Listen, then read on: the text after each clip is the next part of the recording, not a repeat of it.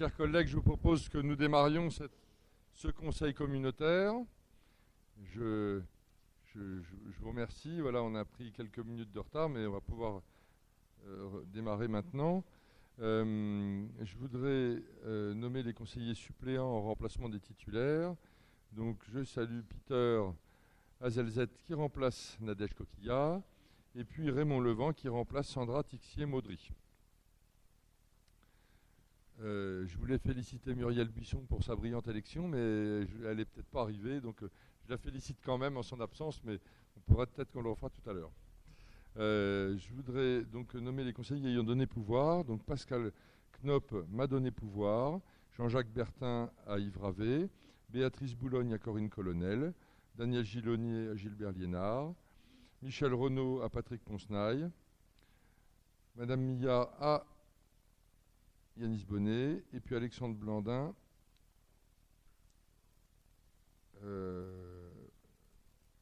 si, je l'ai là, excusez-moi. Pauline Pabio. J'ai fait autre chose en même temps. Pour les secrétaires de séance,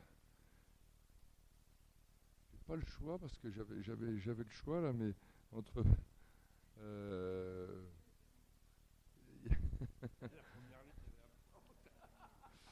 oui, c'était là, donc normalement, pourquoi c'est pas dans l'ordre ça? Si Buisson, Blandin, donc dans les trois qui me sont proposés, il y a Kianis qui est là, donc je vais te proposer de secrétaire de séance. Ça ne doit pas être incompatible avec tes fonctions de rapporteur du. Voilà, mais tu n'auras rien à dire, rassure-toi. Tu as juste à signer. Et puis je vous remercie d'être présent pour ce conseil communautaire un petit peu particulier, puisqu'il y a un sujet unique qui sera le débat sur le projet d'aménagement stratégique, appelé plus communément PASS, de notre schéma de cohérence territoriale Air, Énergie, Climat. Voilà, Patrick arrive en courant. Donc sans plus attendre, je vais passer la parole à Yanis, que je me permettrai d'assister dans sa présentation pour nous présenter le projet d'aménagement stratégique qui n'est qu'une étape, comme vous le savez, de l'élaboration de notre SCOT. À toi, Yanis.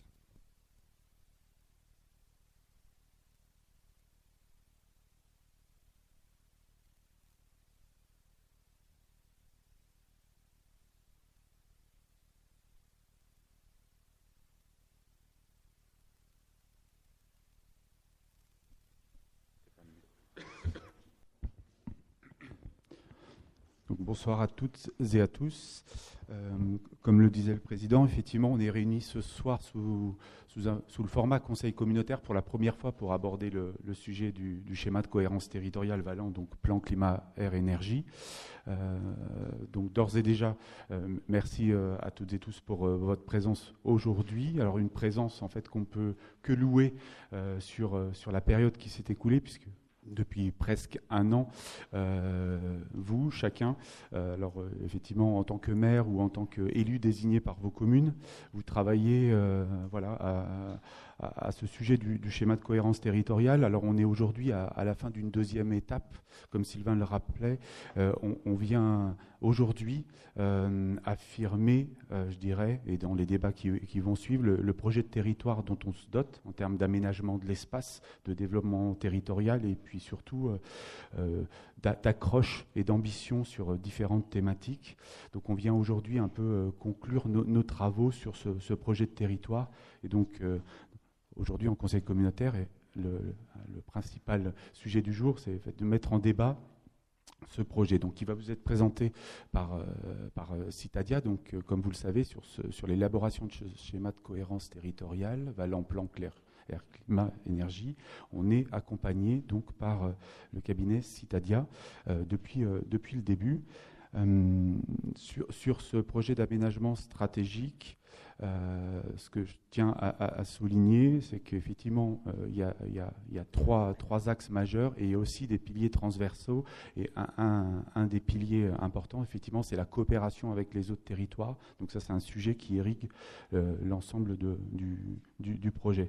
Alors là où on en est aujourd'hui, puisque voilà, c'est une date importante, comme certains le rappelaient. Là où on en est aujourd'hui, effectivement, on peut capitaliser le travail de presque deux années. On a déjà délibéré, vous en rappelez, en 2022, le périmètre de notre schéma de cohérence territoriale. Donc c'était déjà une décision et une action assez importante, puisqu'on était attendu par les services de l'État pour rejoindre une démarche SCOT. Et effectivement, en 2022, on a pris acte que le territoire de cette démarche, ce serait le territoire de notre communauté de communes. Donc à ce titre-là, ce périmètre, le fait qu'on ait des habitudes de travail ensemble et qu'on ait la volonté partagée de développer notre territoire, fait qu'aujourd'hui, on en est à débattre du pass et qu'on est dans le calendrier qu'on s'est fixé. Donc ça, c'est effectivement une chose importante. Ce calendrier, il est très serré. Comme vous le savez, on se retrouvera le 3 juillet pour arrêter le schéma de cohérence territoriale. Donc le prochain rendez-vous sous ce format conseil communautaire, ce sera le 3 juillet. Donc je sais qu'on peut compter, enfin Sylvain compte sur votre implication pour qu'on tienne ces délais. Et ces délais ont été tenus par une bonne organisation du projet. En mars 2023, vous savez, on a institué une commission spécifique, la commission ad hoc SCOT, auquel effectivement participent notamment les membres de la commission aménagement, mais aussi un représentant. C'était un choix. Chaque commune soit représentée dans ces travaux-là. Donc ça, c'est en 2023 qu'on a acté cette gouvernance du projet. Et puis en mars 2023, c'est un élément important au-delà de la participation des élus, c'est qu'on a aussi encadré ou déterminer plutôt les modalités de participation des habitants à cette démarche-là, comme il s'agit d'un projet de territoire qui impacte très clairement la vie quotidienne des habitants. Il était nécessaire qu'on puisse rendre compte de ces travaux-là le mieux possible. Alors, un des éléments importants, vous l'avez sur table, il était distribué en même temps que le magazine communautaire en janvier de cette année, janvier 2025. Donc, le projet d'aménagement du territoire a été développé sur cette dizaine de pages, et donc ça a permis effectivement de toucher, parce qu'il y a eu 15 000 exemplaires de distribués, de toucher tous les foyers, tous les habitants, et ça a permis de générer des réactions. Donc on a quelques contributions d'habitants qui nous sont parvenues.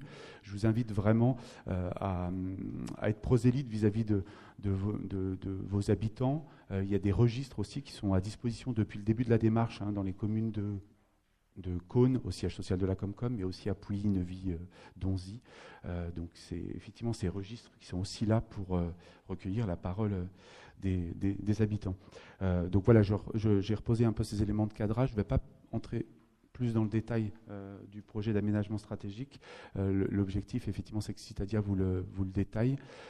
Cette présentation va être, je dirais, assez ramassée, donc, pour nous permettre d'avoir le temps des débats. Juste.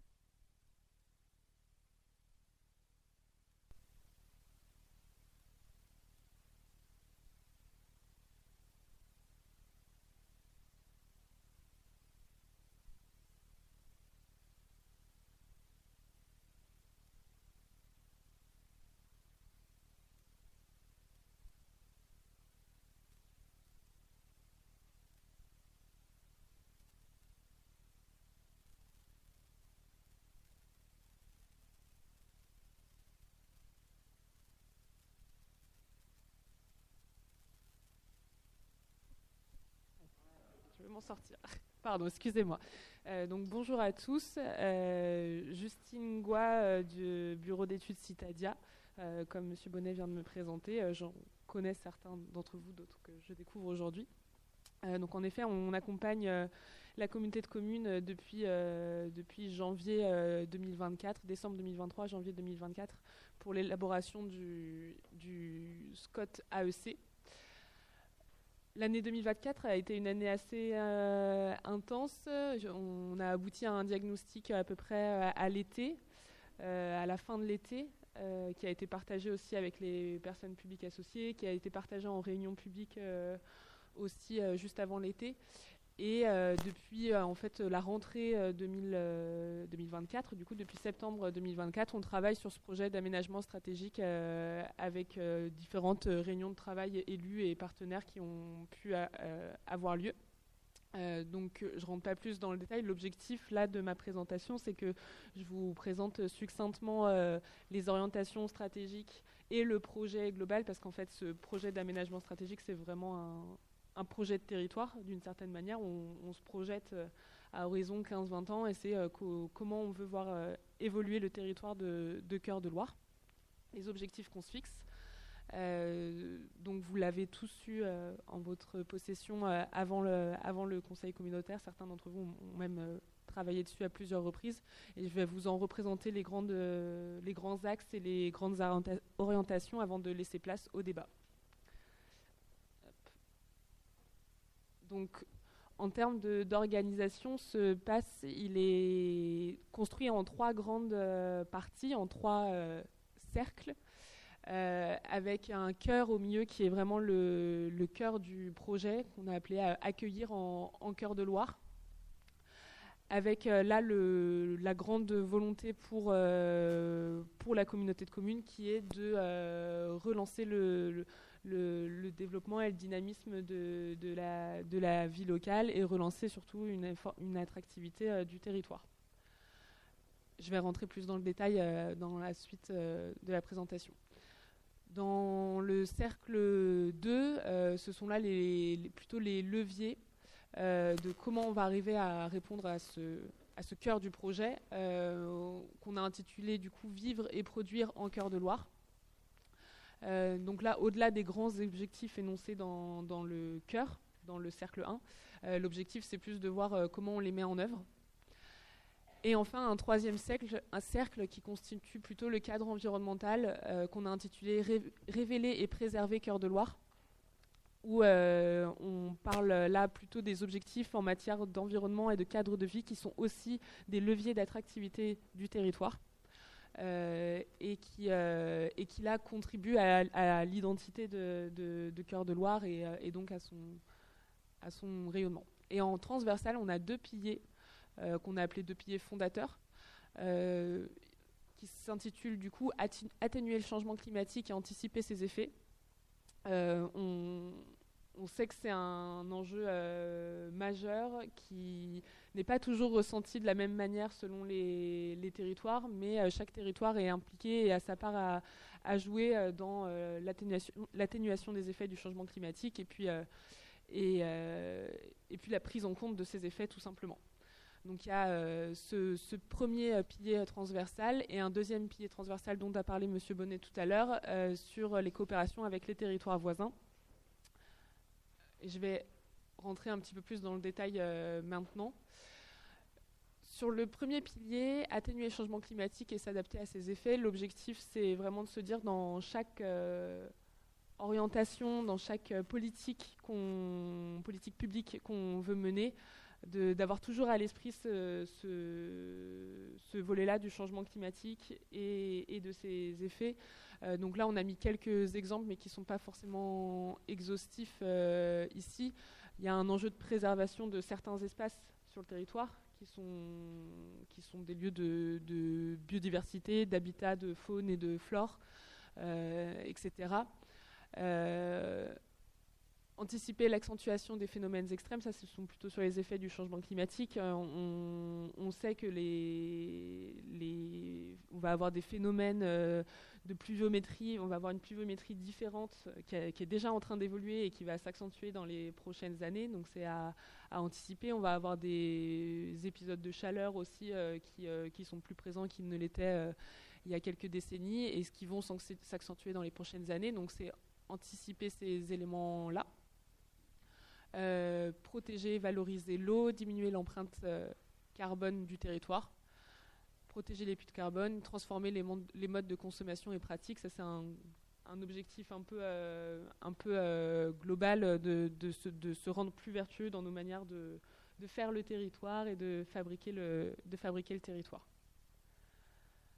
Et le deuxième pilier transversal sur la coopération avec les territoires voisins, l'idée, c'est bien on a défini un périmètre pour le SCOT AEC qui est celui de la communauté de communes de Cœur de Loire, mais qu'il ne faut pour autant pas penser le SCOT AEC comme un îlot qui fonctionne seul.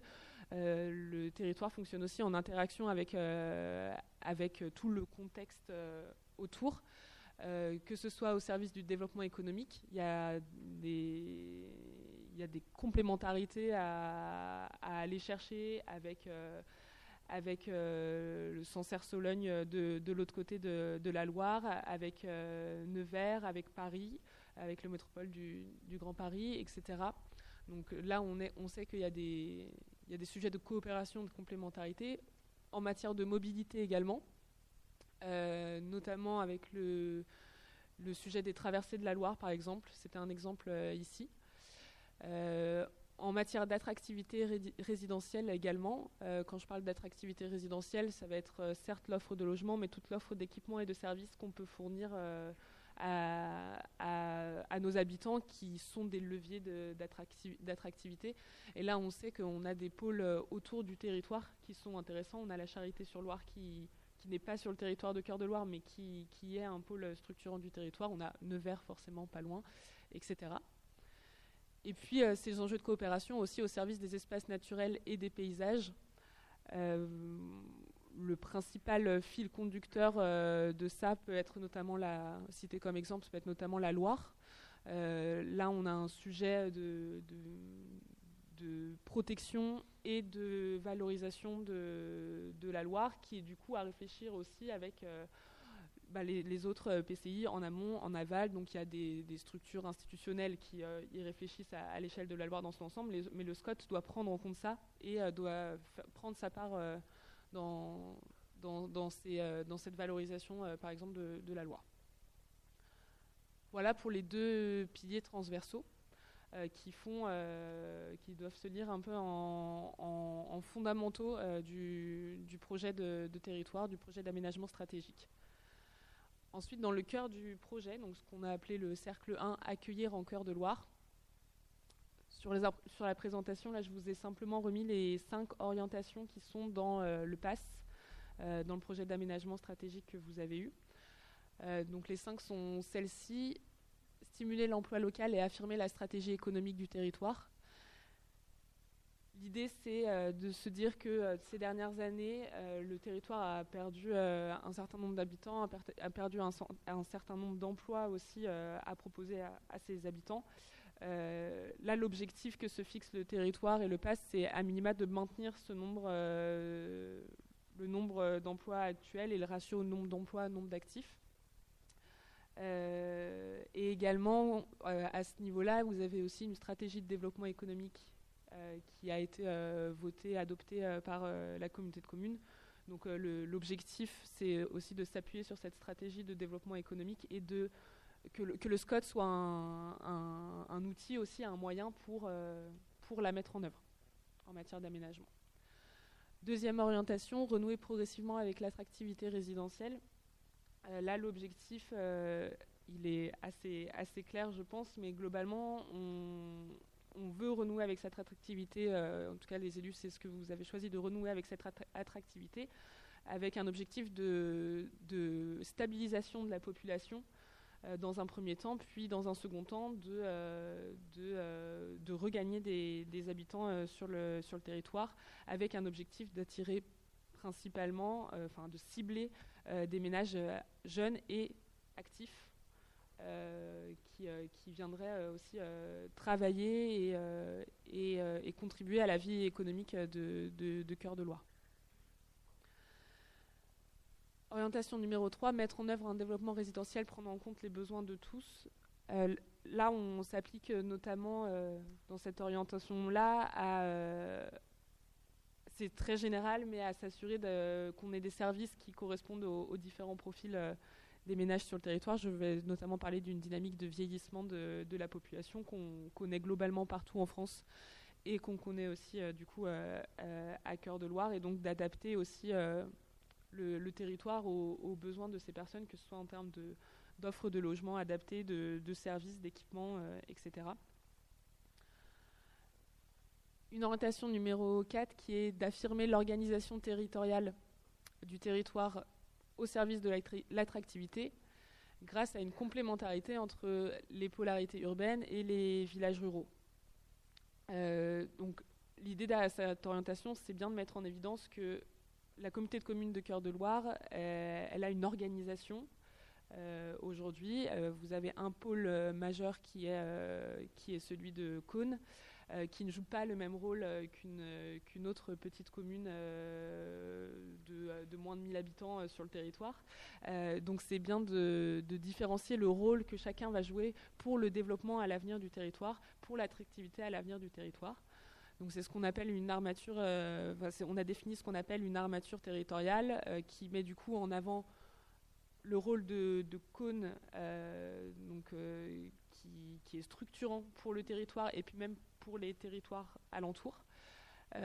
Ensuite, 3 niveaux de polarité secondaire, plutôt d'équilibre, on va dire, que sont Neuvy, Pouilly et Donzy, Neuvy-sur-Loire, Pouilly-sur-Loire et Donzy, et un petit pôle d'hyper-proximité, comme il est appelé dans le PASS, au niveau de Châteauneuf-Val-de-Bargy, à l'extrême est du territoire, qui joue aussi son rôle à ce niveau-là. Et l'objectif, c'est que chacun de ces niveaux de l'armature joue un rôle un peu différencié en termes d'accueil de logements futurs, d'accueil d'équipements futurs.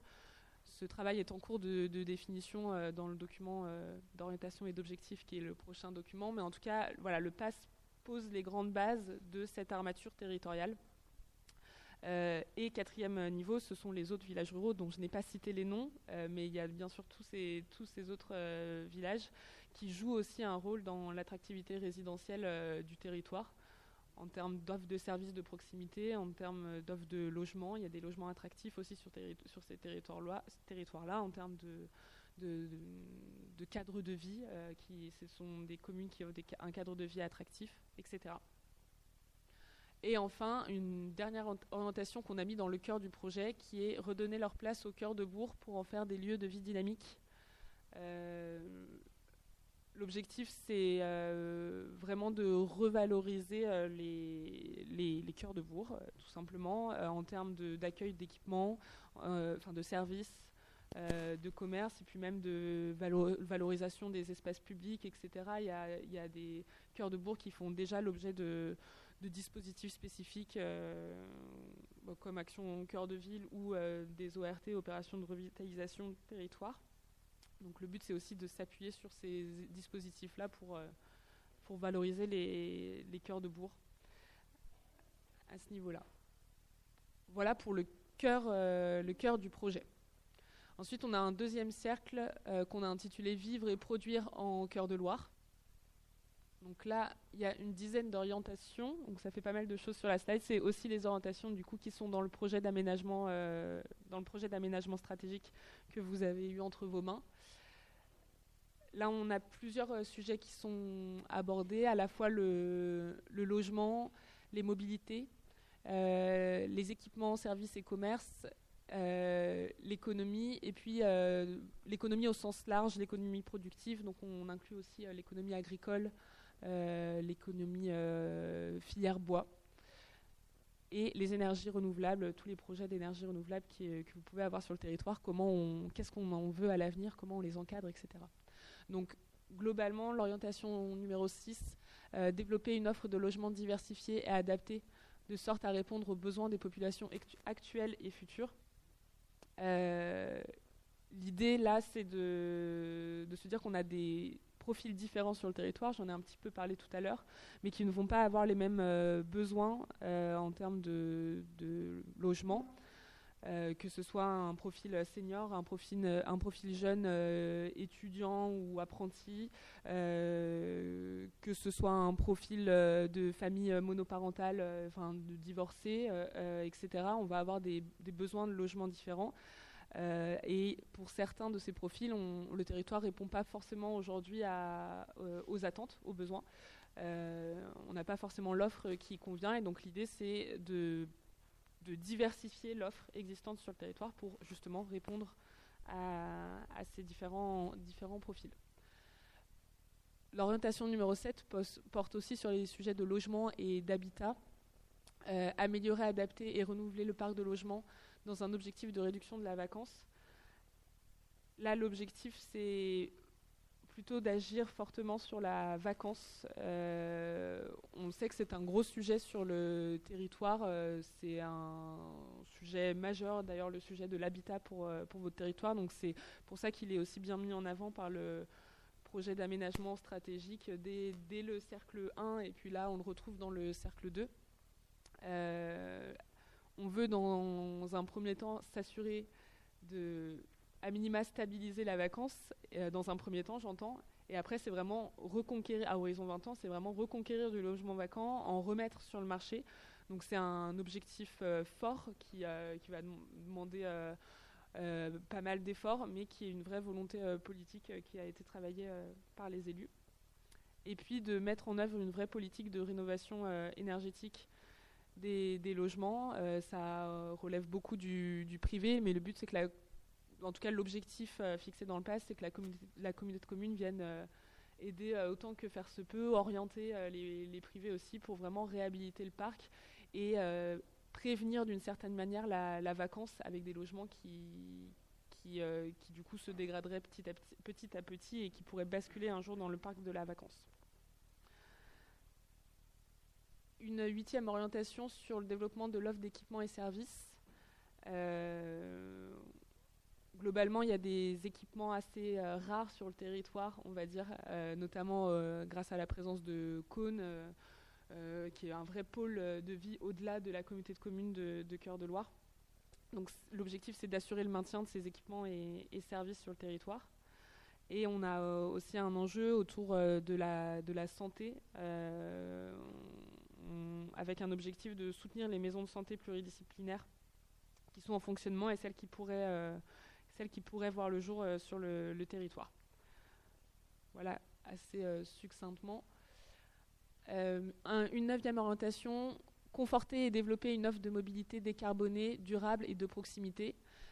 Je vais faire assez rapidement. L'objectif, c'est de s'appuyer sur le plan de mobilité simplifié qui a été aussi voté par la communauté de communes. Il y a une stratégie qui a été réfléchie. Idem que la stratégie de développement économique, l'objectif c'est que le SCOT soit un outil de mise en œuvre de ce plan de mobilité simplifié.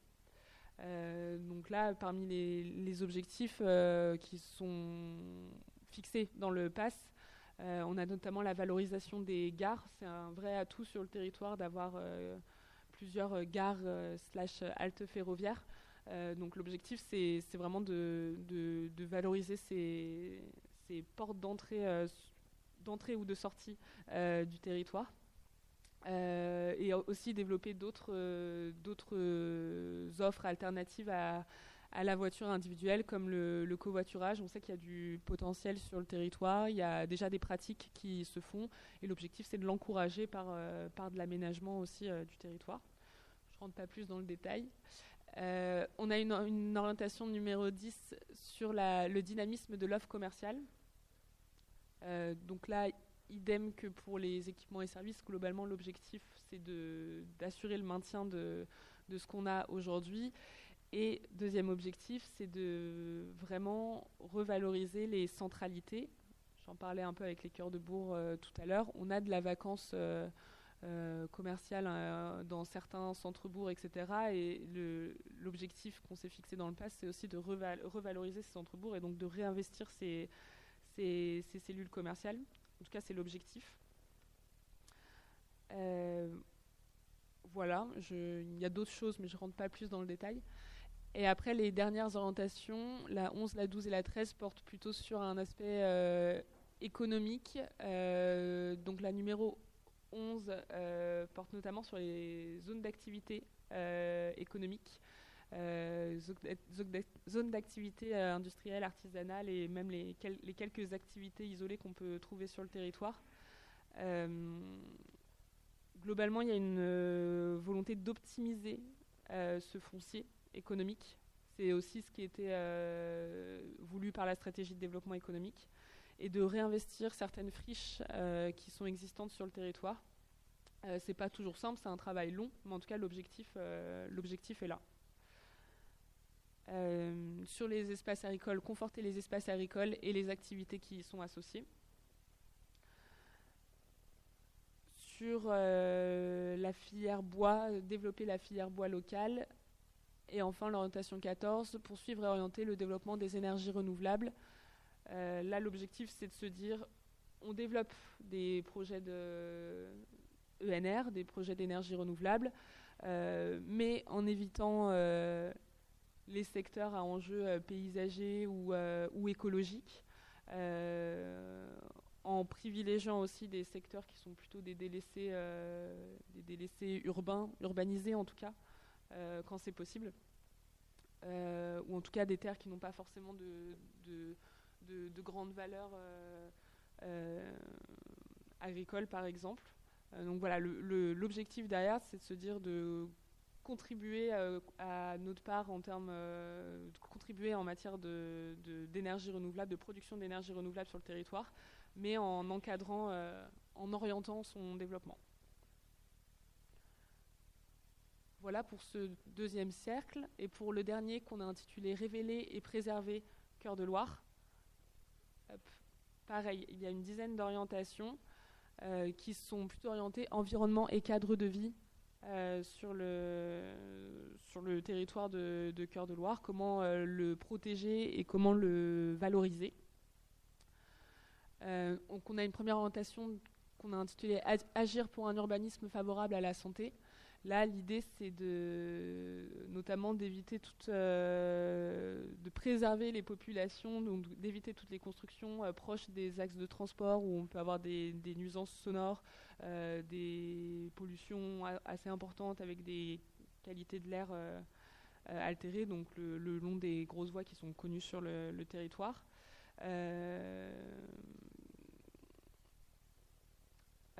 Éviter les sites potentiellement pollués pour de nouvelles constructions etc. Je ne rentre pas plus dans le détail. Une orientation numéro 16 sur protéger la trame verte et bleue.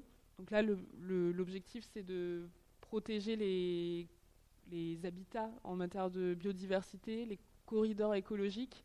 Donc vous en avez plusieurs sur le territoire. Il y a bien évidemment la Loire, mais il y a tout le réseau hydrographique un peu plus global, avec le Nohain notamment, la Vrie, etc., qui sont des rivières du coup à protéger et dont les berges sont aussi à protéger. Et idem pour d'autres espaces naturels qu'on a identifiés et qu'on est en train d'identifier dans le document d'orientation et d'objectifs. Maintenir la capacité du territoire à séquestrer le carbone, c'est notamment un gros volet forestier et agricole aussi. Ça rejoint en fait d'autres orientations qui ont été données auparavant, mais c'est plutôt le volet air, énergie, climat du SCOT AEC. C'est-à-dire qu'on a toute une activité sur le territoire qui fait qu'on émet du carbone qui est logique, on va dire, qui est naturel, entre guillemets. Et notre territoire, il a une capacité aussi de séquestration carbone qui va passer par les sols, les forêts, qui va aussi passer par le bois, enfin certains bâtis, certains matériaux qu'on peut utiliser qui contribuent à la séquestration du carbone. Et donc l'enjeu, c'est d'essayer de contribuer à ça en préservant nos capacités carbone sur le territoire. Prendre en compte les risques. Ça, c'est un volet assez important dans les futures urbanisations, les futures constructions.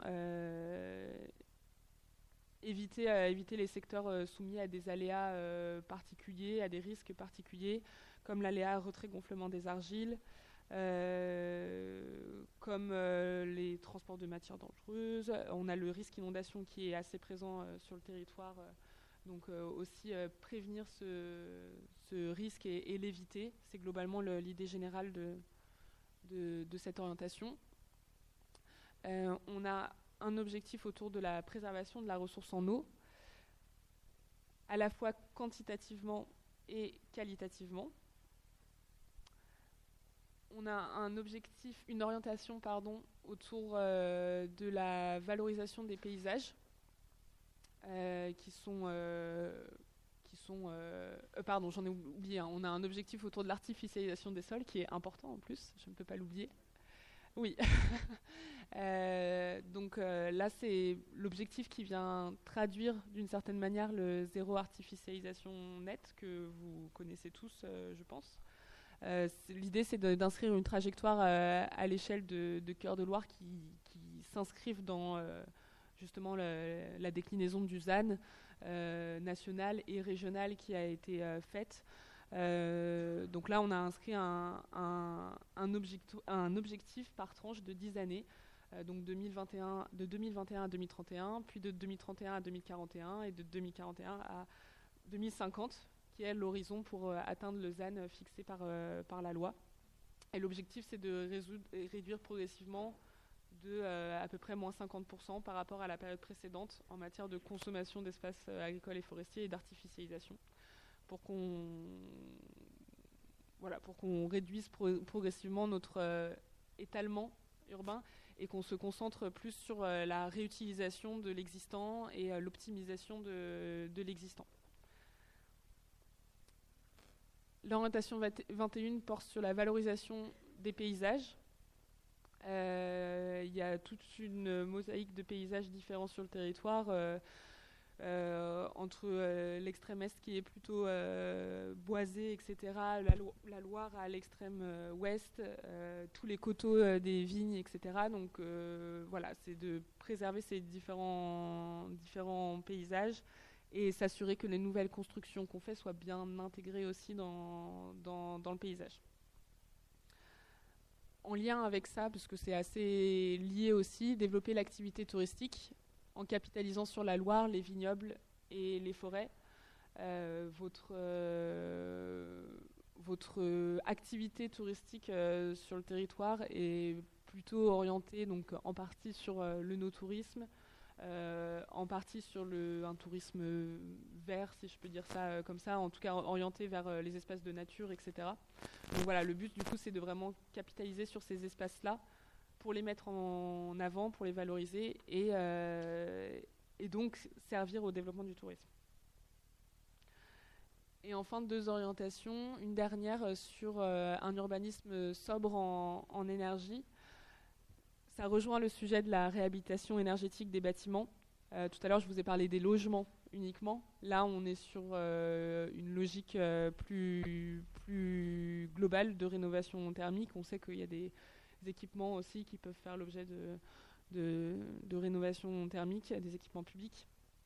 Et puis, mettre en avant aussi une logique de réseau de chaleur, par exemple, en tout cas d'utilisation de notre consommation, une utilisation raisonnée de nos consommations énergétiques et puis de production de chaleur en autoconsommation. Ça peut être une possibilité. Et enfin, dernier point sur la gestion et le traitement des déchets, qui est en plus une compétence communautaire, avec 2 objectifs globaux qui sont de poursuivre la réduction de la production des déchets, essayer de sensibiliser les populations, continuer le travail qui est fait par la Comcom à ce niveau-là, et bien toujours intégrer la collecte des déchets dans les principes d'aménagement, que ce soit pour le tri, pour le compostage, etc., qu'en matière d'aménagement, ce soit quelque chose qui soit toujours inclus et pensé. Voilà pour les grandes orientations du projet d'aménagement stratégique. J'ai à chaque fois essayé de vous donner quelques exemples d'applications derrière, au-delà de l'orientation. Mais j'ai fait le tour, vous avez eu aussi le document entre vos mains et du coup je laisserai la parole à Yanis et puis à la salle pour laisser place au débat.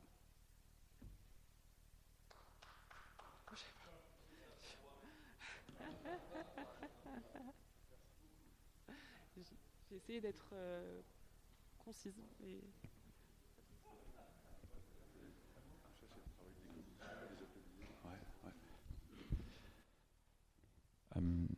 Oui, donc en fait, comme c'est écrit, place au débat. Juste pour remettre en perspective le schéma de cohérence territoriale, vous vous rappelez effectivement les orientations qui vous sont présentées, les 25, elles sont nombreuses, mais en fait elles donnent le cap à un horizon de 2046. Oui, j'en bégaye tellement c'est.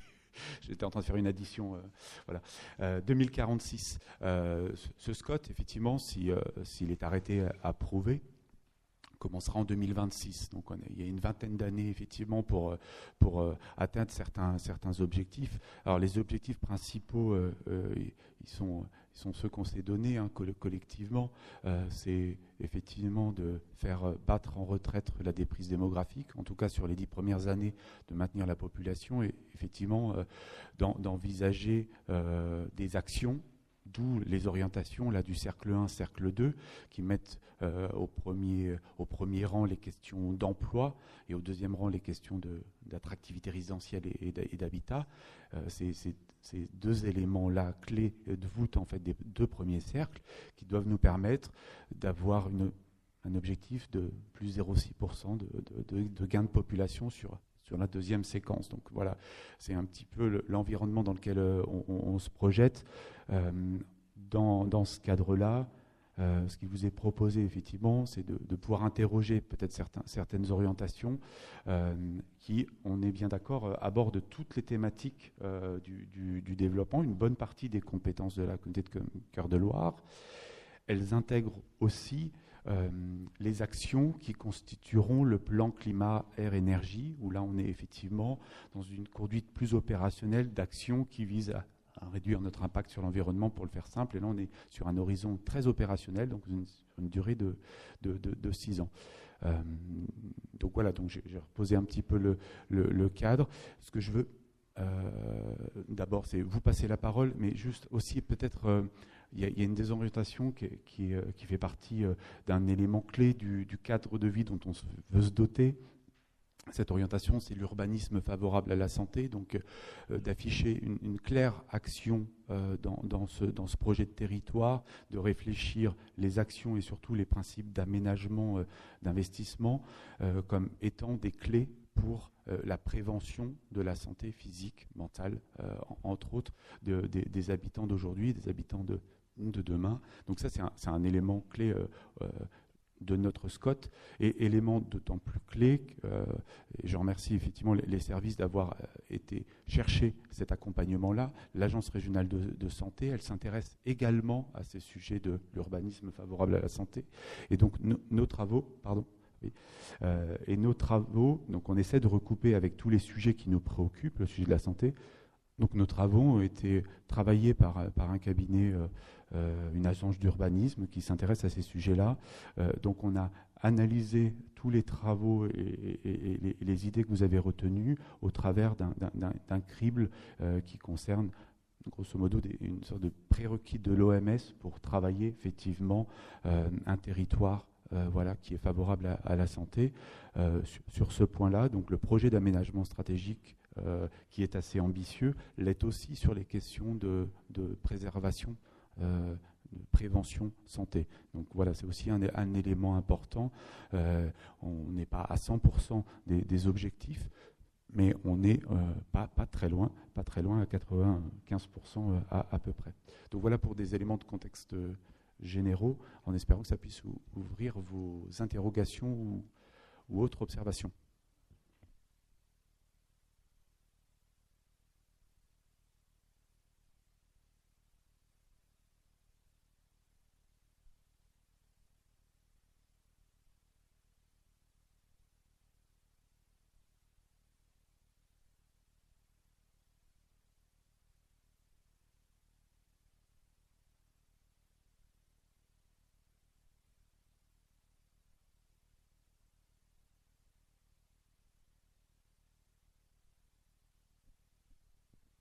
Reste appuyé sur le bouton rouge sur le côté jusqu'à ce que l'écran s'allume.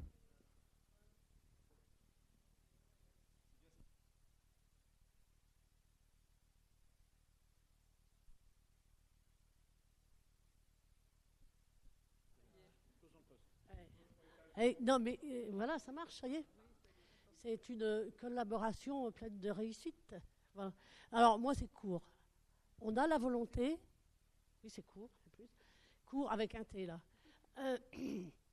On a la volonté, est-ce qu'on a l'argent? Voilà. Tout ça pour ça. Oui. Bah, c'est comme...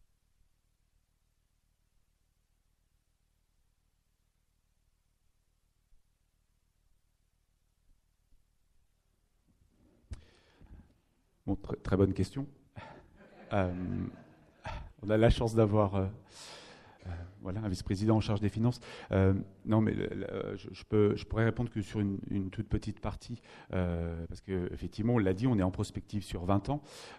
Donc effectivement, on a, enfin, la communauté de communes et puis n'ont pas travaillé au-delà, entre guillemets, de 2026.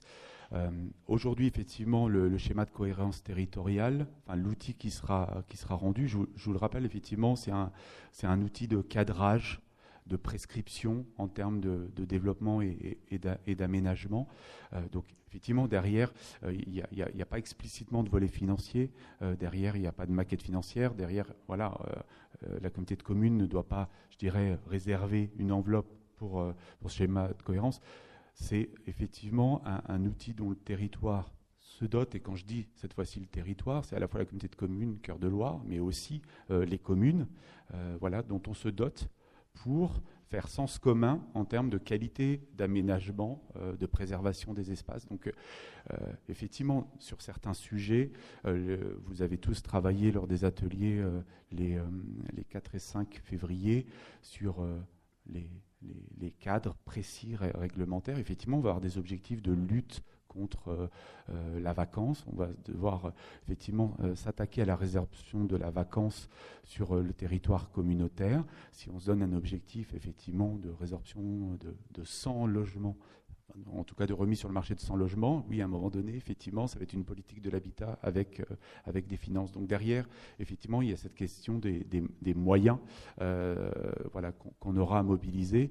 Mais comme tu l'as évoqué, d'abord, la chose la plus importante, c'est d'avoir la volonté de le faire. Donc aujourd'hui, c'est en fait la question qui est posée, c'est de repartager la volonté sur l'ensemble du projet, de partager la volonté et de préciser cette volonté à chaque orientation. C'est vraiment la question d'aujourd'hui. La question des finances, elle adviendra voilà, en temps utile. Mais il faudra des moyens, notamment, on l'a déjà aussi évoqué, c'est pour ça que je donne cet exemple-là.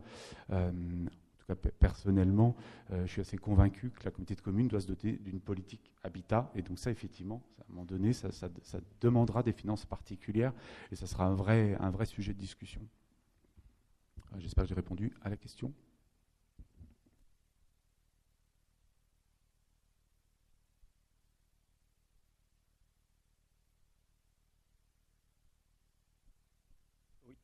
Vous m'entendez là? Oui. Tous les grands objectifs, on les a tous dans notre tête.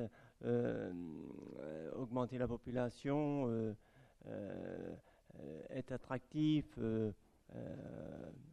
refaire, bien sûr, refaire revenir des entreprises. Mais bon, ça, on le sait. Mais comment on fait, quoi? C'est les solutions qui nous manquent. Bon, l'argent aussi, et puis les solutions. Mais bien sûr qu'on veut aller dans ce sens-là et qu'on va y aller. Mais comment on fait?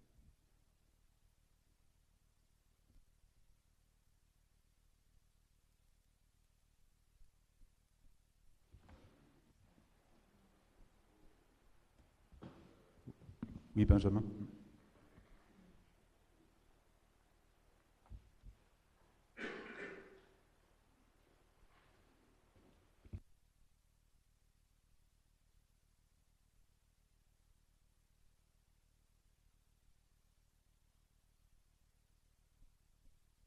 Oui, il y a besoin de s'entendre là.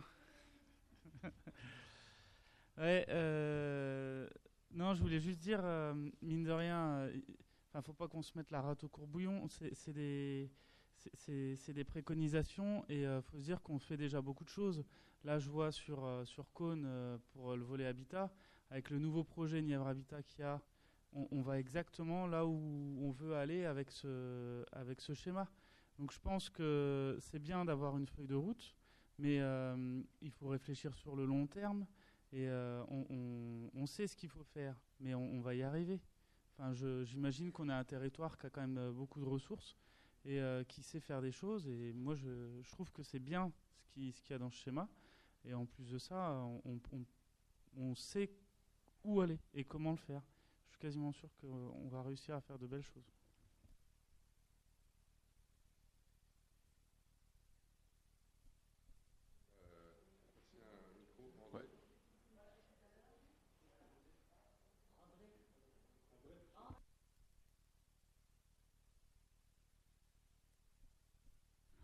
Ouais, c'est bon. Du coup, j'ai réussi à faire marcher le micro. Je veux bien m'exprimer. Non, vous ne m'entendez pas? Si, c'est bon. C'est bon. Donc moi, ce que je voudrais dire, c'est qu'effectivement, ce plan d'aménagement stratégique reprend l'ensemble des thématiques qu'on traite finalement dans les différentes commissions de Cœur de Loire, mais avec la projection à 20 ans. Et je trouve que c'est une responsabilité qui nous incombe aujourd'hui, qui est effectivement lourde et importante.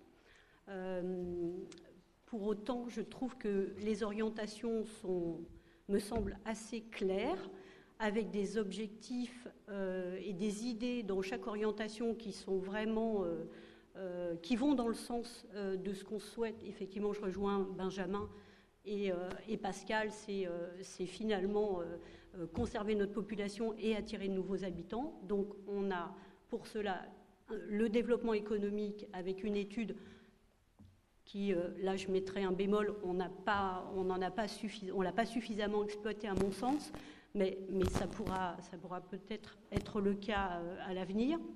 Et puis, en termes d'attractivité résidentielle, eh bien, on va faire ce qu'il faut, on est en ordre de marche. Et pour ce qui est de l'environnement, toutes les démarches qui sont inscrites pour agir sur l'environnement, c'est déjà des choses qu'on nous demande dans l'établissement de nos projets. Mais il faut aller beaucoup plus loin. Et surtout, je trouve que ce pass, en fait, c'est dire aux autres quelles sont nos ambitions pour demain. Et je trouve que, en tout cas pour ce qui me concerne, le PASS correspond à notre envie d'avenir pour le territoire.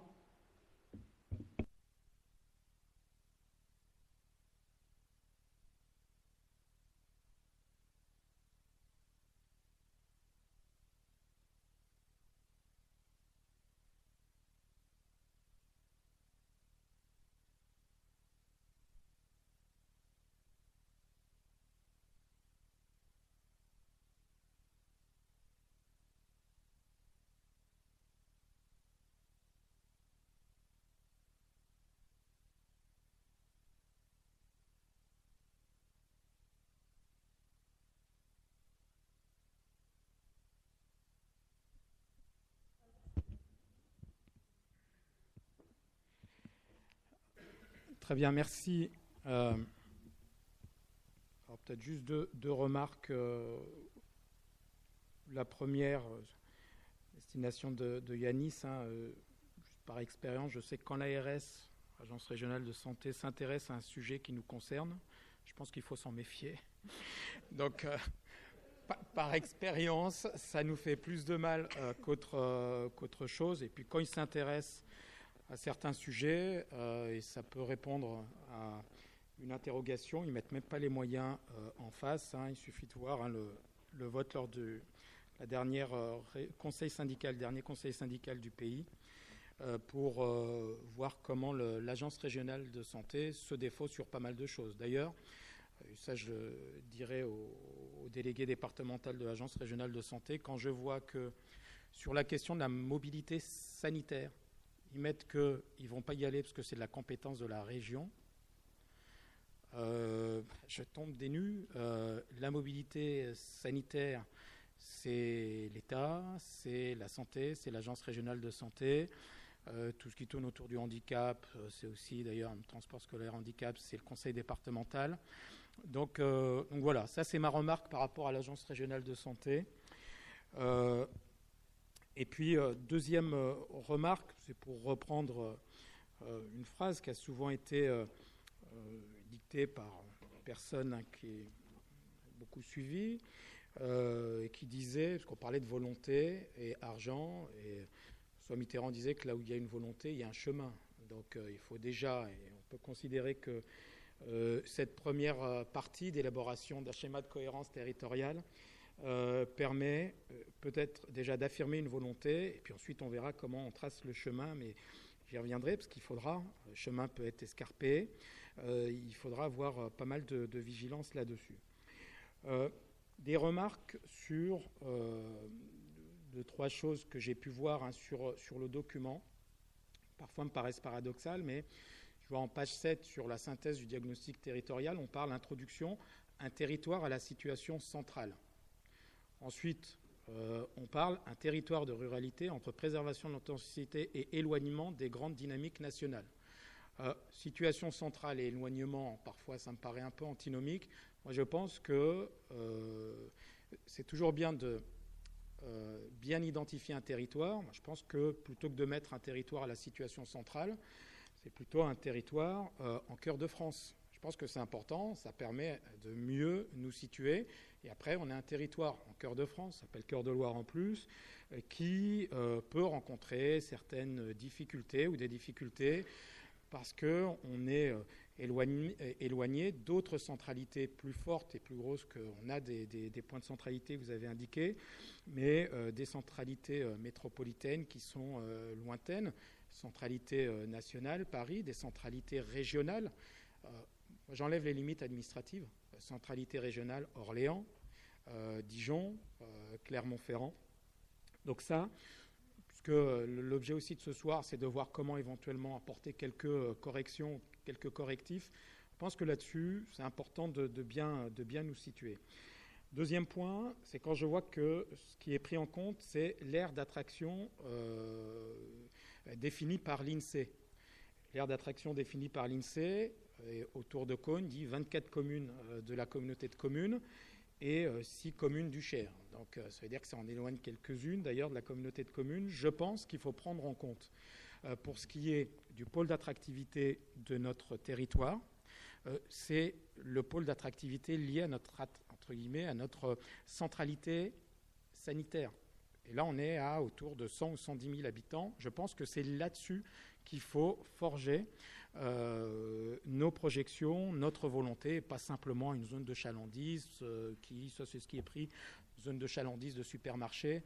Je pense qu'on est et on va, ou d'hypermarché, mais il faut prendre en compte, parce que en plus c'est pour moi l'enjeu principal d'aujourd'hui et puis des années à venir, c'est ce pôle d'attractivité lié à notre pôle de santé, je vais dire ça comme ça. L'autre point aussi, vous indiquez un axe avec, dites qu'on est connecté directement à Paris, oui, et ensuite à Nevers, non, oui aussi, je suis en Normandie, donc c'est peut-être bien que oui, peut-être bien que non, mais si on axe une connexion avec Paris, je pense que c'est important, tout quand on parle de mobilité. L'autre pôle, en indiquant qu'il y a Nevers, naturellement, mais l'autre pôle de connexion, c'est Clermont-Ferrand. Nos enfants vont à l'école à Paris, à Tours, à Orléans, mais aussi à Clermont-Ferrand. Et c'est important de le cranter au regard en plus des difficultés qu'il peut y avoir aujourd'hui, avec des retards de trains. Alors, c'est les trains de l'État et voilà, ce ne sont pas les trains des régions, mais quand même, mais là-dessus, pour nous, c'est un axe qui est majeur et on doit affirmer le territoire de Cœur de Loire en Cœur de France dans cette connexion-là. Ça, c'est la connexion nord-sud en particulier. Après, sur la connexion est-ouest, je trouve qu'on marque peut-être pas assez la connexion, on va dire, Troyes-Auxerre-Bourges. Et pour moi, elle est importante à caler. Peut-être que dans 20 ans ou d'ici 20 ans, il s'agira de réfléchir à un deuxième pont au sud ou au nord de la Charité-sur-Loire. C'est-à-dire si on ne s'axe pas également en Troyes-Auxerre-Bourges, est-ouest, à travers cet axe-là, je pense qu'on aura, ça biaise un peu nos projections de développement. Donc ça, c'est plutôt comment axer notre territoire. Le Deuxième point, et puis ensuite, ça nous permettra de voir aussi comment on est noté à un moment donné, favoriser les coopérations avec les territoires voisins. C'est ce qu'on fait depuis des siècles et on n'y arrive jamais. La question, ce sera à laquelle on devra essayer de répondre, c'est comment on y arrive. Comment on y arrive pour de vrai. Et c'est difficile pour obtenir 1 centime supplémentaire pour que des territoires voisins puissent utiliser nos lignes d'eau, même si dans nos piscines, même s'ils ne participent pas à leur financement. C'est compliqué aussi de les cranter sur des projets qui sont structurants pour notre territoire. Donc c'est plus le comment. Alors, ça doit aller plus loin que favoriser les coopérations, c'est plutôt comment favoriser les coopérations. L'enjeu, pour moi, il est plus sur le comment favoriser les coopérations que de le favoriser, parce que, comme disait Pascal, oui, c'est des choses qu'on se dit depuis tout le temps, mais on a plus besoin du comment que de l'envie de le faire, parce qu'on a envie de le faire, mais on ne sait pas. Je vais prendre sur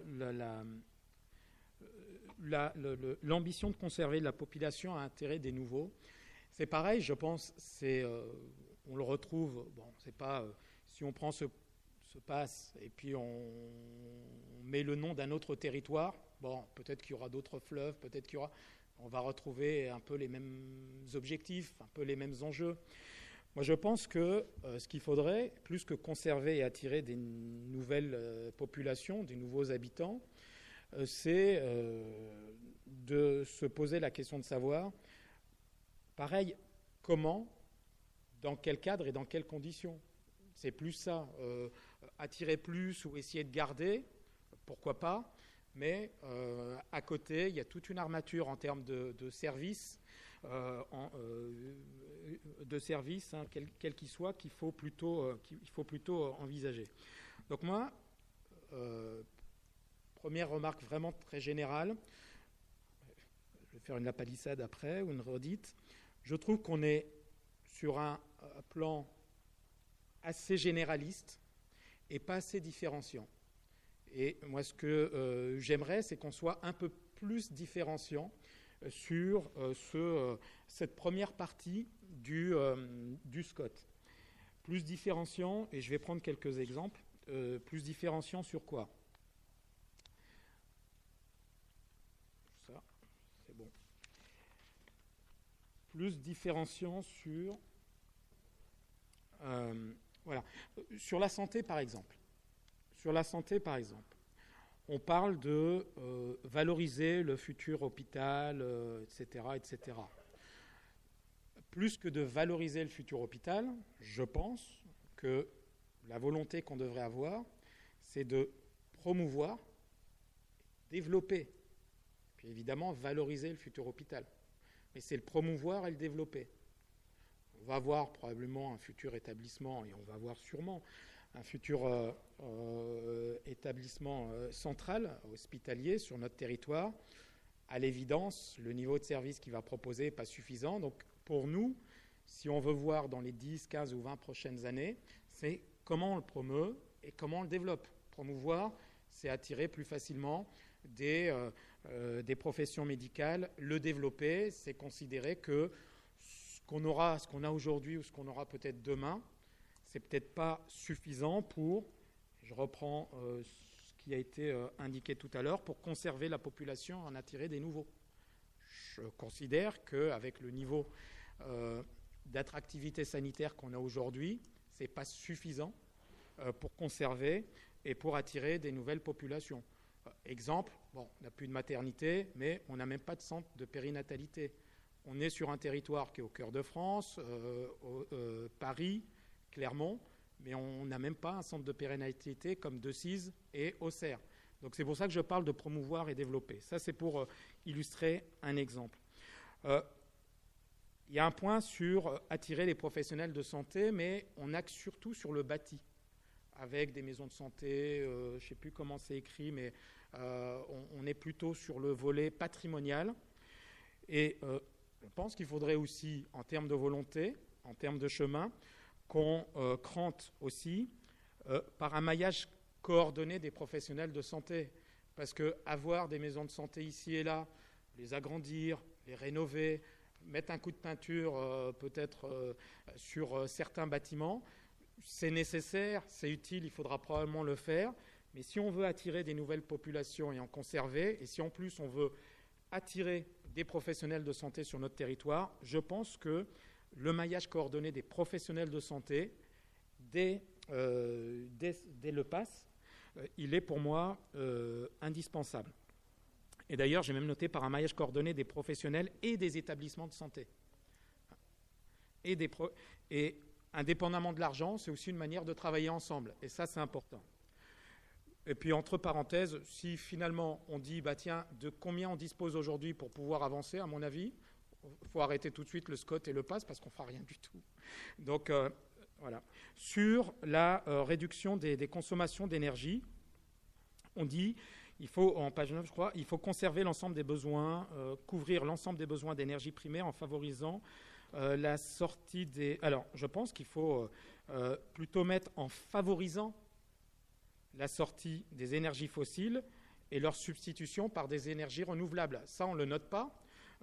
Et je pense qu'il faut vraiment mettre qu'on veut sortir des énergies fossiles, sortir des chaudières fuel, sortir des chaudières gaz, surtout si c'est des investissements publics, pour aller vers des énergies renouvelables, puisque de toute façon, c'est ce vers quoi on doit aller.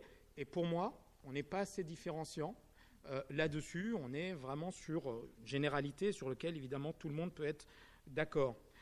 Sur l'orientation 11, sur tout ce qui est le développement économique, pour moi, c'est pareil.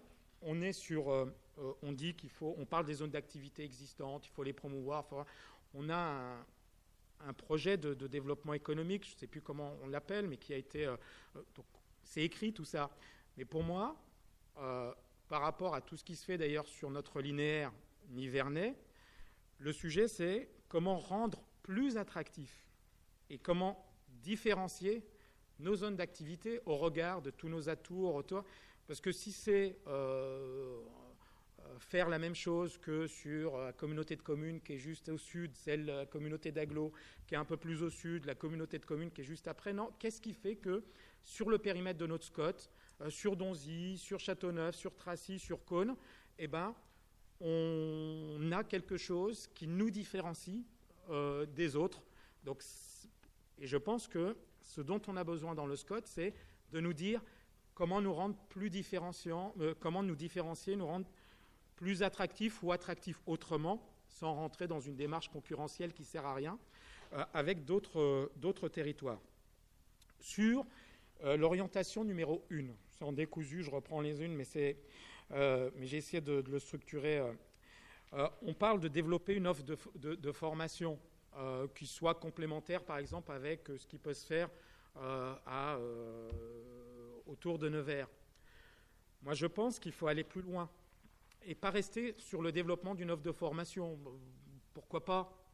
Mais les entreprises, indépendamment d'avoir besoin de formation supplémentaire, à la limite, elles ne demandent presque pas. Elles peuvent le demander, mais elles demandent surtout à ce qu'on puisse renforcer des compétences.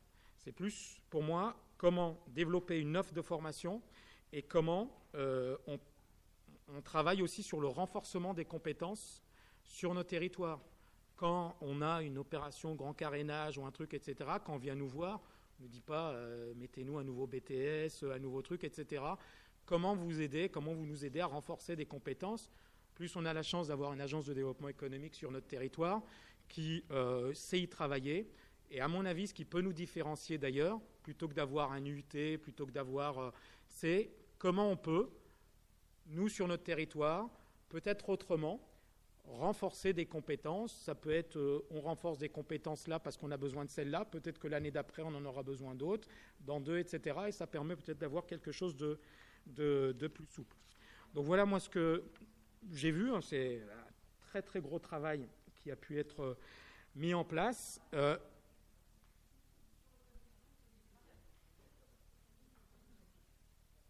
J'ai le droit de renforcer le gros travail qui a été fait, enfin, je ne sais pas. Et j'ai le droit aussi de respecter le deuxième point de la délibération qui dit que l'objet d'aujourd'hui aussi, c'est d'apporter des apports supplémentaires.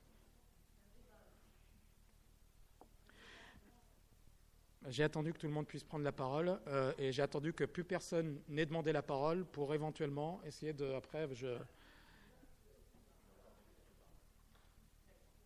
Donc, le point sur lequel je me rappelle du SCOT Cœur de Loire, je me rappelle aussi des contraintes qu'il y a pu, ou en tout cas de la gueule de bois qu'il y a pu y avoir pour certains ou certaines ou certains, justement, quand je parle de renfort, et on avait les orientations, c'était le PADD au départ, et puis ensuite, quand on est rentré dans le concret, où finalement, il fallait ça a été vu plutôt comme des contraintes, alors c'est des orientations avec tels objectifs, je vais prendre ça comme ça, ça a pu poser quelques soucis, donc il faudra être très vigilant sur le passage de l'étape de ce soir au suivant, et là-dessus, moi, je pense qu'on pourra avoir besoin, c'est quels sont les indicateurs qui seront mis en place dès maintenant pour pouvoir suivre, parce que ça, dépendamment du très gros travail qui a été fait, je n'ai pas vu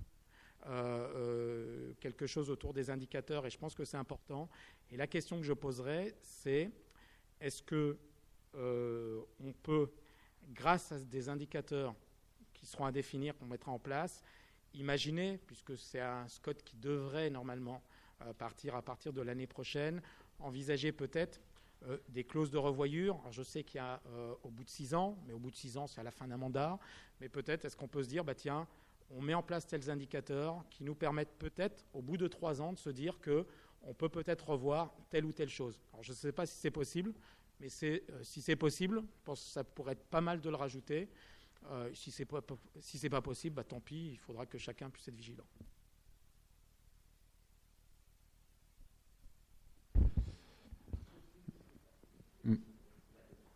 Merci.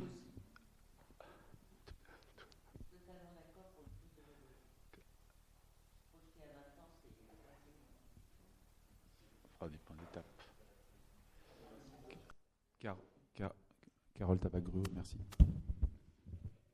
Oui, merci. Oh, pardon, trop fort. Pardon, ça va ? Oui, donc, merci beaucoup pour ce travail très intéressant. C'est vrai que ça permet de mettre en lumière tous les défis qui nous attendent dans les années à venir, et ils sont nombreux.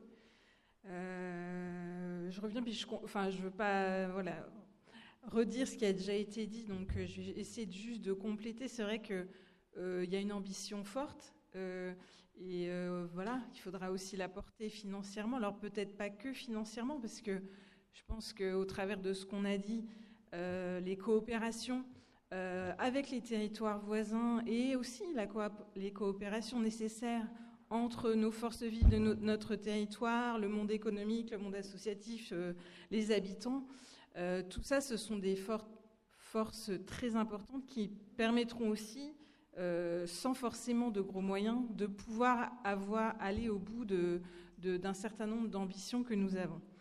Mais il faudra aussi les porter financièrement. Je pense qu'effectivement, un certain nombre de points que nous avons vus, je mettrai surtout deux points qui me semblent très importants. La reconquête des logements vacants. On sait que c'est un travail qui va être très de longue haleine, très, très important.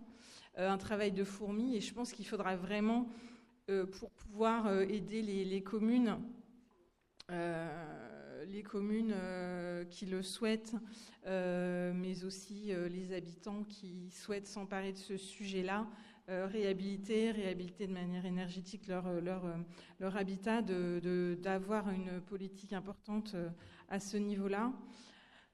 Le deuxième point, c'est sur le foncier, la reconquête de notre foncier. C'est vrai qu'on va avoir de grosses contraintes au niveau du zéro artificialisation nette, comme vous l'avez dit.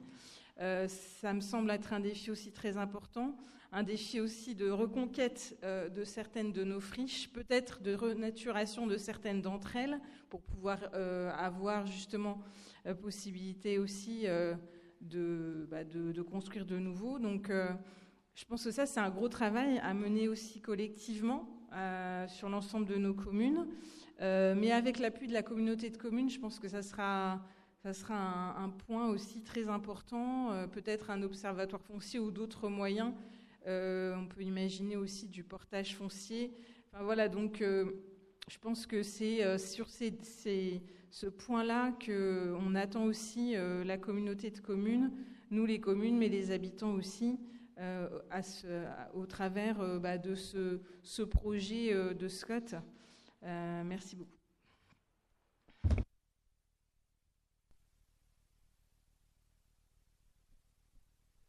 Merci. Est-ce qu'il y a d'autres interventions? Monsieur Poncenaille. Non, pas court.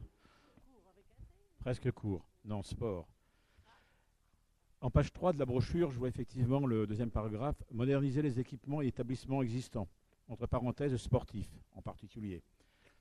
Alors je reprends une étude qui date, qui est relativement récente, qui est faite par un organisme qui s'appelle Décideurs du sport, avec comme titre politique sportive communale ou intercommunale. Et dans cette étude qui est faite, on peut lire « Depuis les années 2000, loi Chevènement du 11 juillet 1999, le sport s'impose progressivement au niveau intercommunal, malgré son caractère optionnel. » Ok. Donc ça veut dire qu'effectivement, que les communes peuvent effectivement être appuyées par l'intercommunabilité de manière à pouvoir faire progresser leurs équipements sportifs. Je lis également dans la même étude qu'à noter qu'au-delà de la compétence des équipements sportifs, le sport peut être pris en compte comme un complément, comme une compétence facultative, comme le soutien au club sportif. Par exemple, je lis toujours l'étude, une équipe phare dans un sport collectif existe parce qu'elle recrute joueurs et spectateurs au-delà du périmètre communal.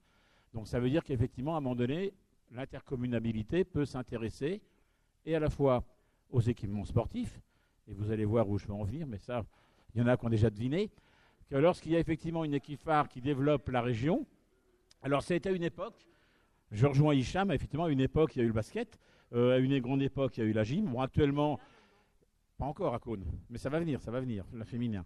Donc voilà, non, juste plus sérieusement, effectivement, je pense que jusqu'à présent, c'est pas une compétence sportive, une compétence communautaire, à l'exception de la piscine, mais je pense qu'effectivement, sur des cas particuliers, ça mériterait effectivement d'avoir un œil plus attentif, et je n'ai fait que reprendre ce qui est en page 3. Alors avant de redonner la parole à Hicham, pour un point, Patrick, alors, tu l'as dit précisément, sans aucune erreur, c'est une compétence optionnelle, que Cœur de Loire a fait le choix de ne pas prendre, mais ce n'est pas Cœur de Loire, c'est les 55 élus qui ont fait le choix. J'oserais d'autres parallèles. À un moment, au début de la fusion, on a dû délibérer sur est-ce que, comme une partie l'avait, l'autre partie ne l'avait pas, est-ce qu'on garde la compétence voirie ou pas? Alors, ça n'a pas le même impact, mais c'est quand même assez lourd aussi financièrement. Le choix a été fait de ne pas le garder. On avait un certain nombre de gymnases, on avait avant la fusion, et ensuite c'est collégialement que nous avons décidé de ne, par exemple, garder pour le sport que la piscine.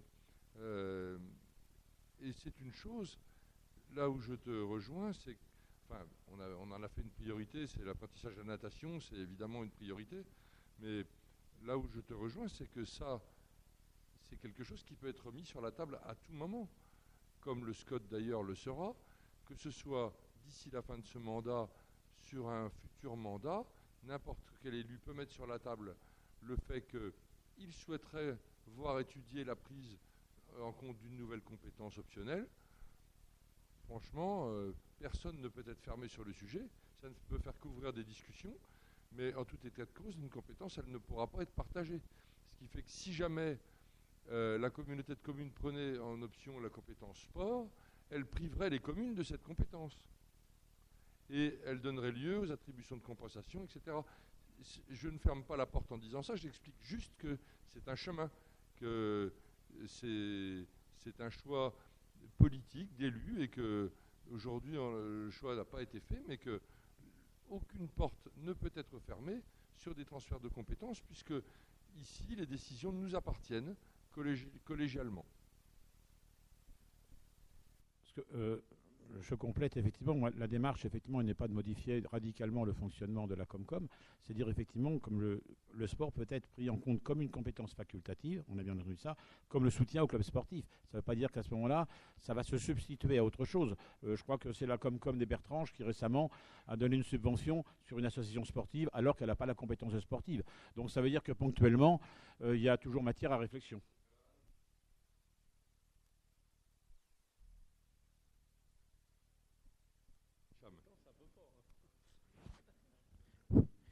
Oui, juste pour aussi apporter une précision, c'est que là, le schéma de cohérence territoriale, il n'est pas là pour définir quelles sont les compétences de la communauté de communes par rapport aux communes, et que là, on est vraiment sur voilà, comment on envisage notre territoire demain, quelle que soit la structure porteuse.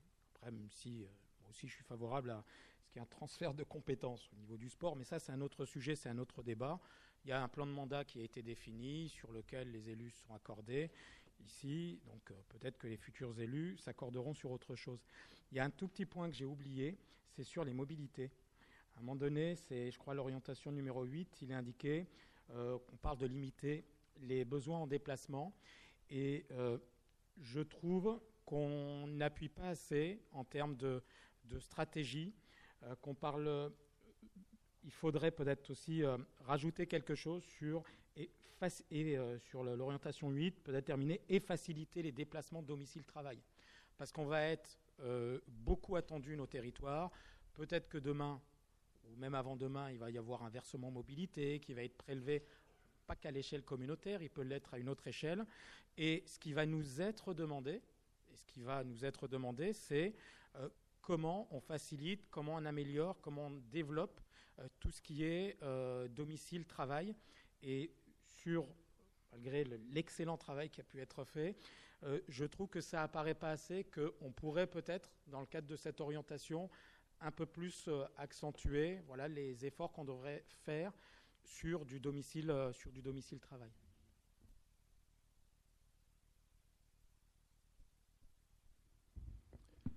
Merci. Est-ce qu'il y a d'autres interventions particulières sur les 25 orientations développées? Pas de...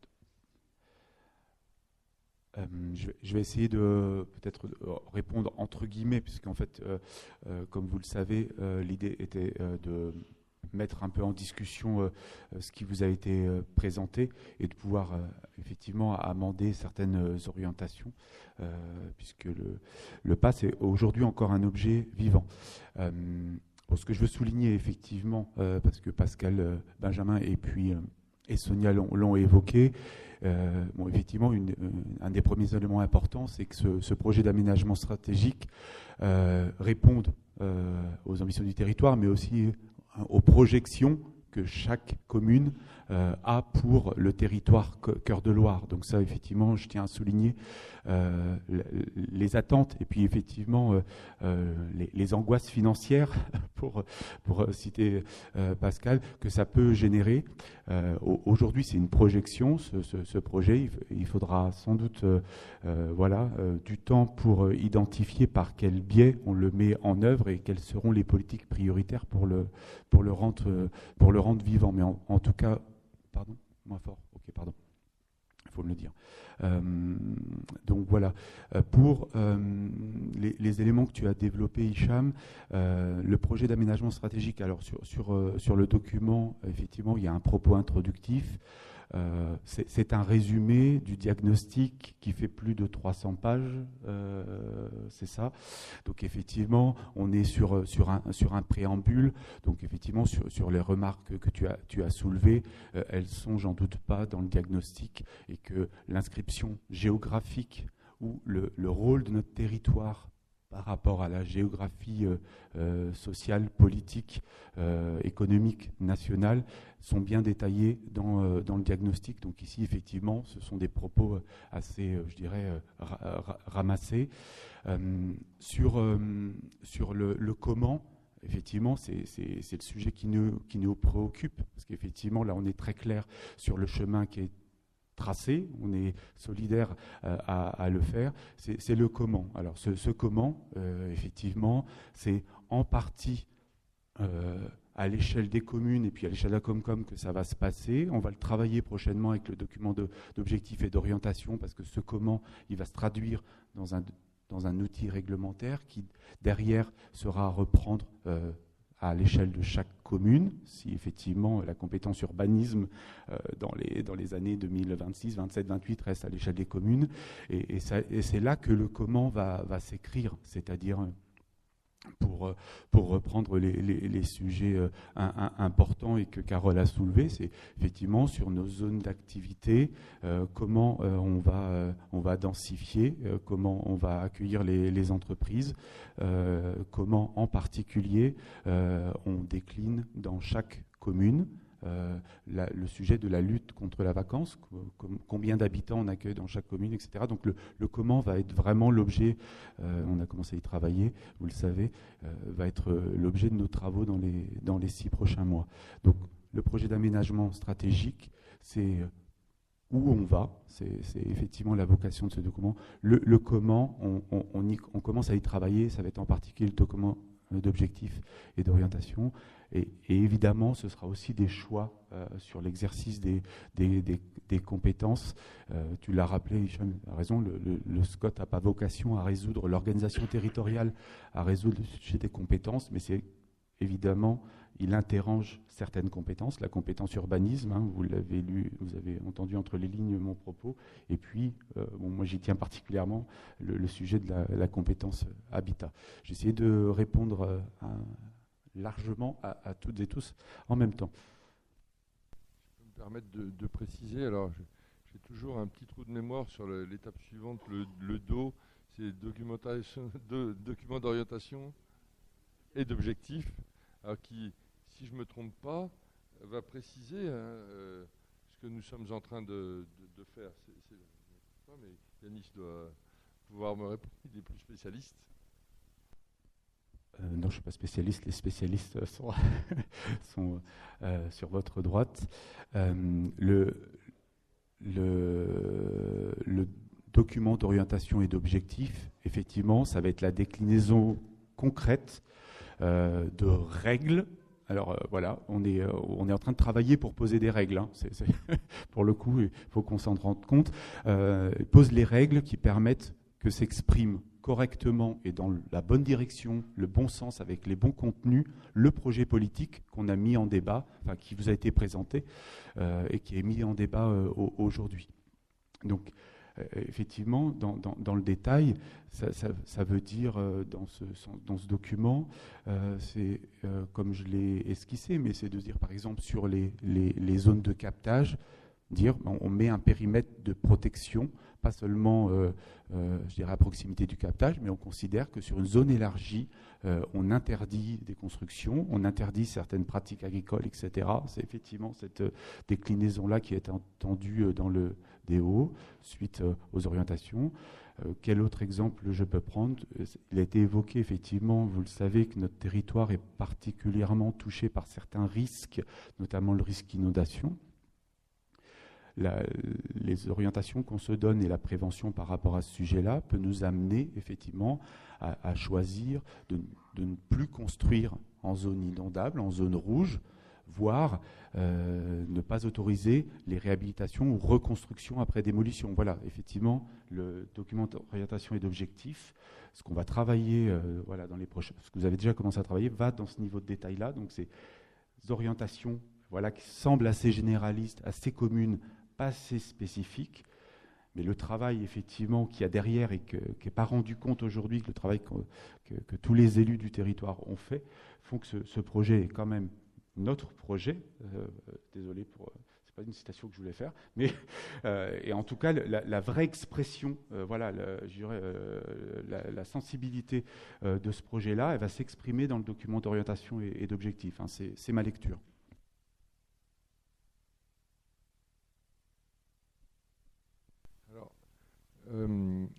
Je pense que, Yanis, corrige-moi si je me trompe, que toutes les remarques de ce soir, bien sûr, sont consignées dans le compte-rendu, ça évidemment, mais pourront être reprises par la commission pour voir ce qui est retenu, ce qui n'est pas retenu, retenu ce qui... Voilà, la commission doit en tenir compte, c'est bien ça, hein.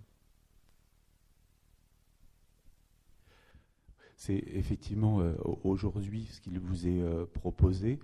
Ce sera effectivement de prendre acte du débat. Les contenus des débats en question, effectivement, sont de fait dans le procès-verbal, mais effectivement, les remarques sur certaines orientations viendront enrichir le projet d'aménagement stratégique. Donc, effectivement, aujourd'hui, on ne va pas forcément prendre acte des modifications, parce que ça nécessiterait de passer du temps à réfléchir à certaines mentions.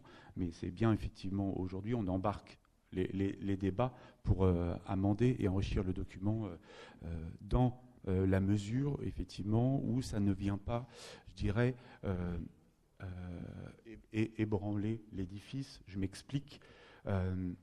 Toute cette architecture que je vous ai présentée, elle a des objectifs, vous les avez en tête, hein, notamment sur certains. C'est effectivement, on ambitionne de pouvoir créer 700 logements neufs, on ambitionne effectivement de remettre sur le marché 100 logement. Enfin, je veux dire, il y a des objectifs chiffrés. Donc effectivement, là, les débats qu'on a eus, ils viennent à la marge, en fait, ajuster les orientations. Donc on ne vient pas bouleverser l'économie du projet et du PAS. Donc voilà. Est-ce qu'il y a d'autres demandes de prise de parole? La commission, oui, de toute façon, les travaux de la commission donnent lieu à des comptes rendus également. Donc, si vous n'avez pas s'il n'y a pas d'autres demandes. Ah oui, Patrick, alors on va passer un micro. Demande à ton homonyme derrière, tiens, il en a un devant lui.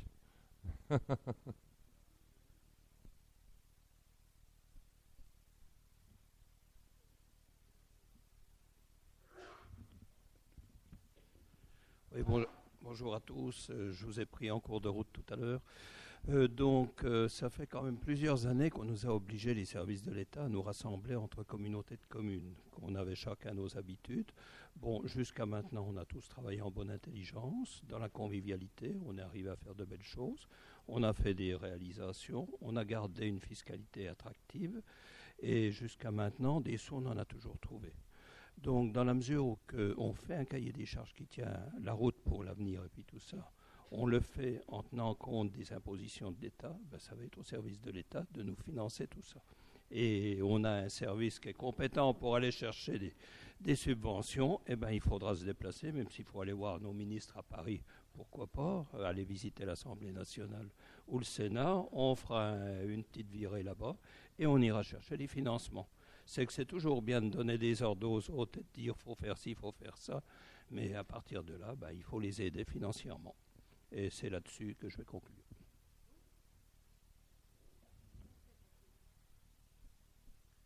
Merci Patrick. D'autres demandes d'intervention?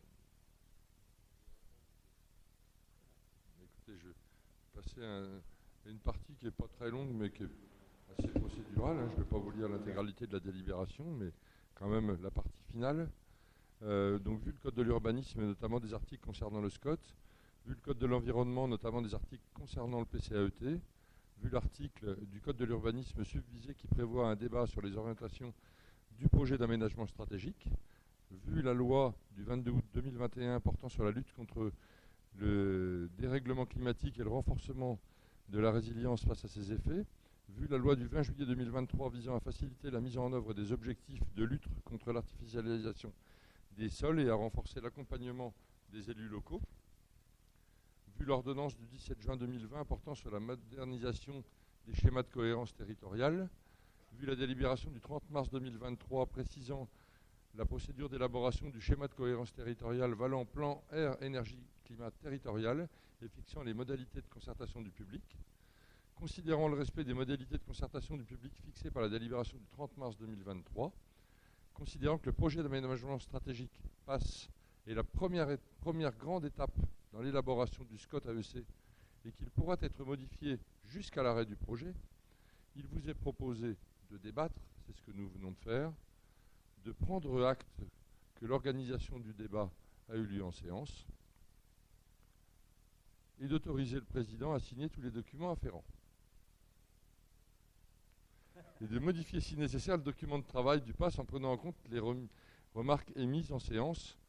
Je ne l'ai pas précisé là parce que je l'avais dit juste avant. Mais effectivement, il appartiendra à la commission Scott d'apporter, d'amender en fonction de toutes les remarques de ce soir qui, comme vous le savez, sont toutes consignées. Est-ce que tout le monde prend acte que nous avons débattu en séance? Voilà. Écoutez, je vous remercie pour cette étape franchie. Il nous en reste encore. Et de toute façon, le Scott a vocation à vivre et à être amendé. Alors juste deux petites choses avant de...